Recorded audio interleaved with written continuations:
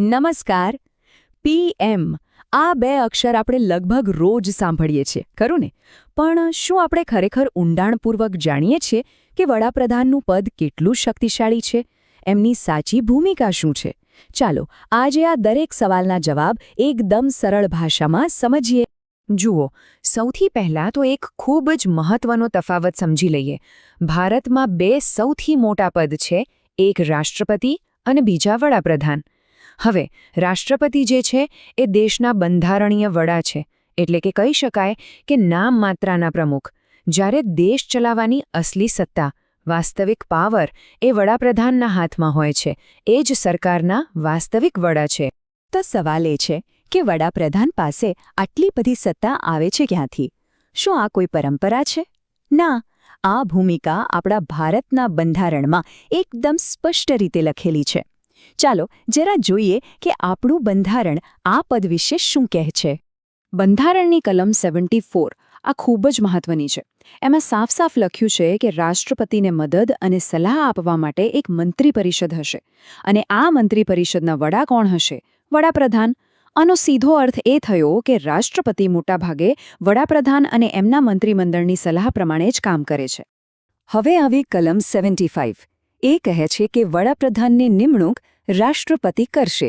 પણ અહીં એક વાત સમજવા જેવી છે. રાષ્ટ્રપતિ પોતાની મરજીથી કોઈને પણ વડાપ્રધાન નથી બનાવી શકતા. નિયમ એ છે કે લોકસભામાં જે પક્ષ અથવા ગઠબંધનને બહુમતી મળી હોય એના નેતાને જ વડાપ્રધાન તરીકે નિમણૂક આપવી પડે છે. તો બંધારણની વાત તો આપણે સમજી લીધી, પણ હકીકતમાં કોઈ વ્યક્તિ વડાપ્રધાન બને છે કેવી રીતે? આખી પ્રોસેસ શું છે? ચાલો દેશના આ સૌથી મોટા પદ સુધી પહોંચવાની આખી લોકતાંત્રિક સફરને આપણે સ્ટેપ બાય સ્ટેપ સમજીએ. આખી પ્રક્રિયાના મુખ્યત્વે 3 જ સ્ટેપ્સ છે. બહુ સિમ્પલ. પહેલું, આખા દેશમાં લોકસભાની ચૂંટણીઓ થાય છે, જેમાં આપણે બધા વોટ આપીએ છીએ. બીજું, કોઈ એક રાજકીય પાર્ટી અથવા અમુક પાર્ટીઓનું ગઠબંધન બહુમતી સીટો જીતે છે. અને ત્રીજું અને છેલ્લું, આ બહુમતીવાળા પક્ષના જે નેતા હોય એમને રાષ્ટ્રપતિ વડાપ્રધાન તરીકે નિયુક્ત કરે છે. બસ આ જ તો છે આપણી લોકશાહીની સુંદરતા.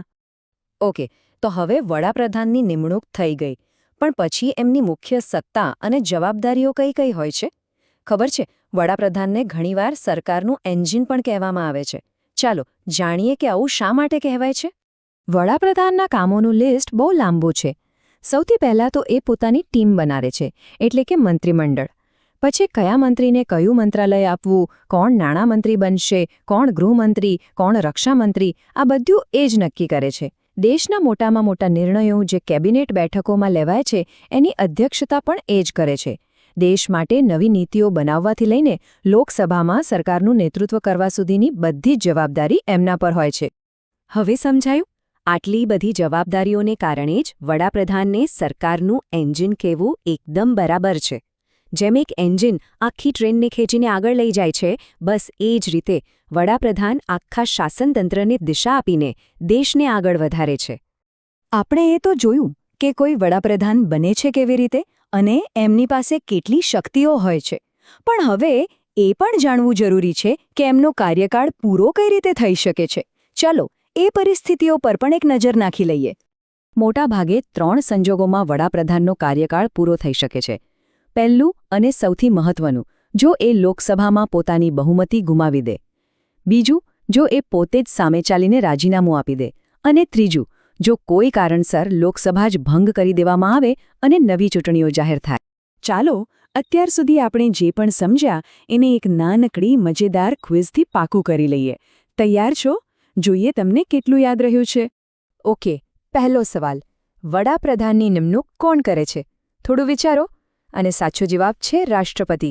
હા, યાદ રાખજો, રાષ્ટ્રપતિ લોકસભામાં બહુમતી ધરાવતા નેતાની નિમણૂક કરે છે. હવે બીજો સવાલ, અને આ થોડો ટ્રિકી છે હો.